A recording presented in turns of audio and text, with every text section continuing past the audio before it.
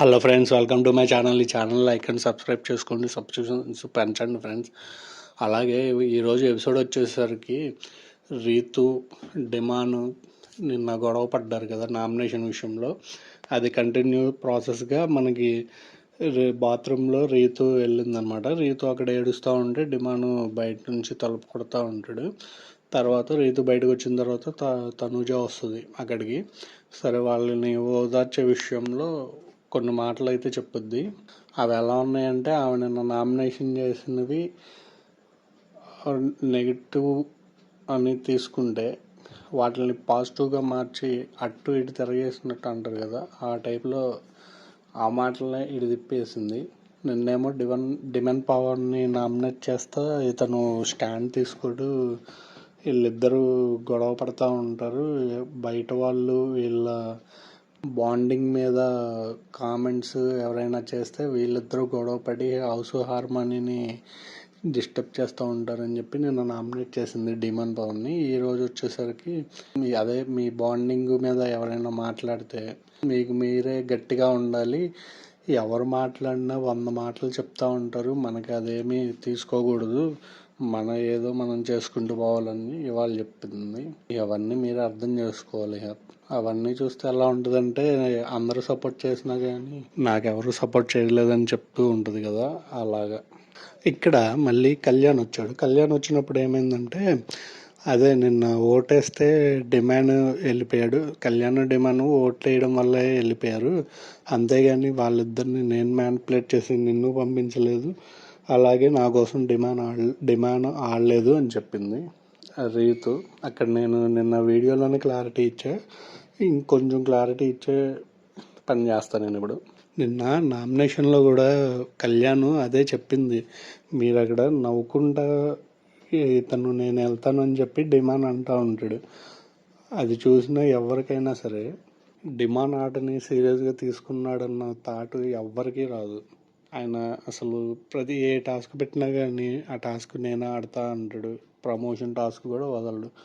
అలాంటిది ఈవిడ కోసం వదిలాడు. ఇప్పుడు ఆవిడేమంటదంటే, నా కోసం అతను ఏం ఆడలేదు, నేను సెల్ఫిష్గానే ఏం ఆలోచించలేదు అని ఇక్కడ రీతు చెప్తూ ఉంటుంది. వీళ్ళు ఇలా అనుకొని ఇలా బ్యాడ్ అయిపోతున్నారు. ఆ విషయంలో ఇటు రీతు ఈవిడ ఆట పోతుంది, ఇటు డిమాండ్ ఆట పోతుంది. అది వాళ్ళు తెలుసుకుంటే బాగుంటుంది.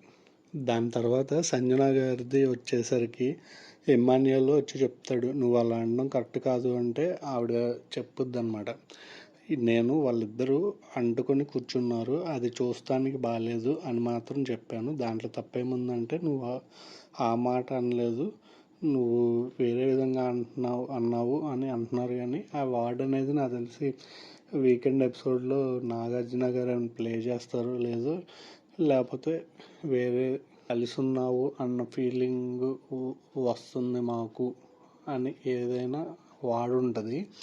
కాల్స్ వస్తే మనం ఆలోచిస్తే అసలు ఇక్కడ ప్రైవేట్ నామినేషన్ చేసినప్పుడు సోఫాలో వాళ్ళిద్దరూ కూర్చున్నది నిన్న నామినేషన్ వీడియోలో ఒకసారి చూడండి. అది చూసిన తర్వాత ఆమె రైటా రాంగా అనేది అప్పుడు మీరు కామెంట్ చేయండి. ఇంకా కొన్ని ఉన్నాయి, నేను చెప్తాను అవి.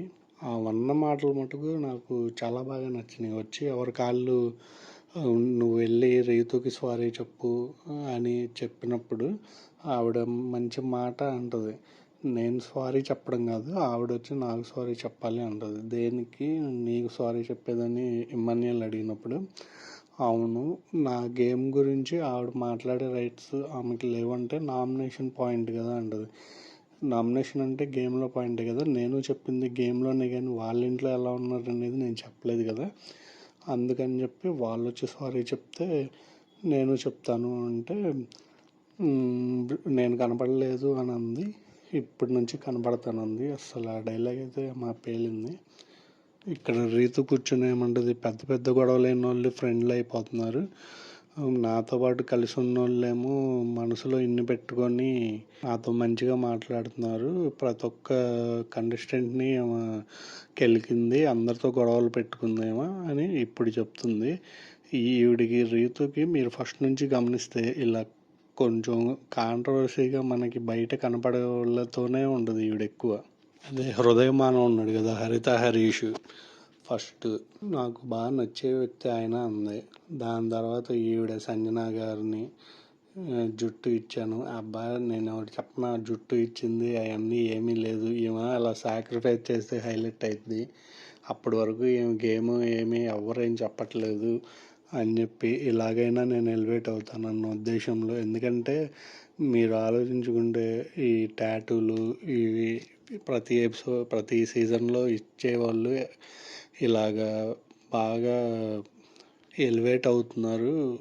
అందుకోసం అని చెప్పి మనం ఇలా చేస్తే మనం కూడా మన గేమ్ అది ఎలివేట్ అవుతామన్న ఉద్దేశంతో ఇచ్చింది తప్ప ఆమె మీద కన్సర్న్తోనూ ఆమె ముద్దలు పెడితే నోట్లో దానివల్ల నాకు ఆమె ఇలాగ ఫీలింగ్ వస్తాయి. ఇవన్నీ శుద్ధ దండగ మాటలు అవన్నీ.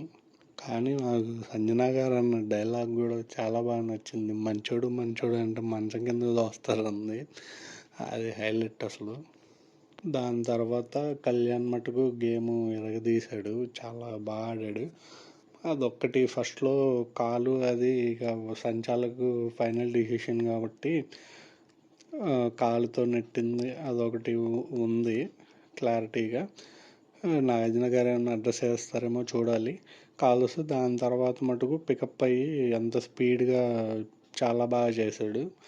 గేమ్లో మటుకు సూపర్. ఇక తర్వాత బర్నీ అన్నది బాధ అనిపించింది. అంటే నాకు తెలిసి ఆయన టెన్షన్లో ఉన్నాడు.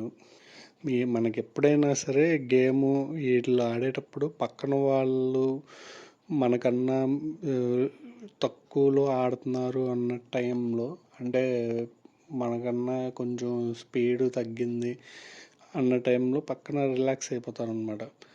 అలా కాకుండా మనం కూడా వాళ్ళని కన్ఫ్యూజ్ చేసేటట్టు ఆడాలి అంటే వాళ్ళ గేమ్ని బట్టి మనం కూడా మూవ్స్ వేస్తూ ఉంటుంటే కొంచెం స్పీడ్ పెంచి అక్కడ వాళ్ళు కొంచెం టెన్షన్ పడుతూ ఉంటారు. అప్పుడు కొన్ని పాయింట్స్ మనకనేది దొరుకుతాయి అన్నమాట.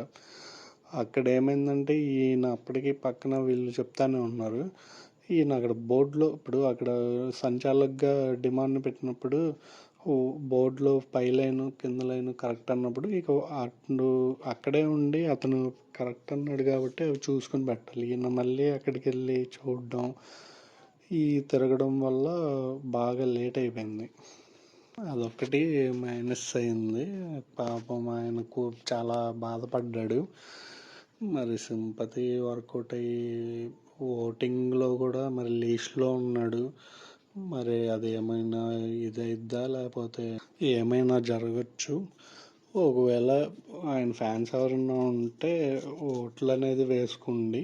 పాస్ ఏమైనా మళ్ళీ ఓడిపోయిన వాళ్ళందరికీ టాస్క్ పెడతాను అంటే దానివల్ల ఏమైనా టర్న్ అయ్యి ఏమైనా జరిగితే పర్లేదు. లేదు అంటే లాస్ట్ కెప్టెన్ అసలు సెకండ్ వీక్లో అవ్వాల్సిన అతను ఈ రీతు వల్ల డిమాండ్కి ఇది చేయడం వల్ల ఈయన కెప్టెన్సీ కోల్పోయాడు.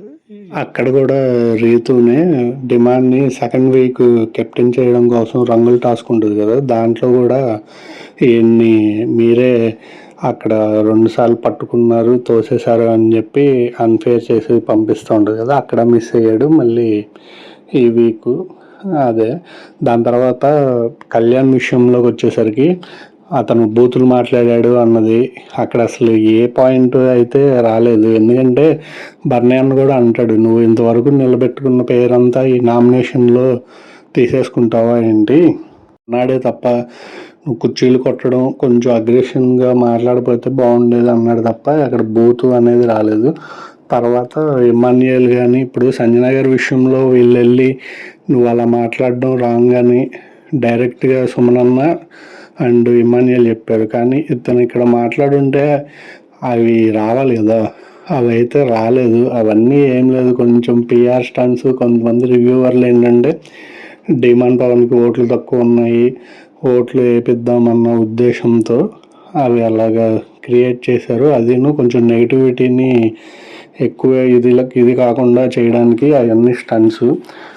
తర్వాత మీరు మన ఛానల్ని లైక్ అండ్ సబ్స్క్రైబ్ చేయండి.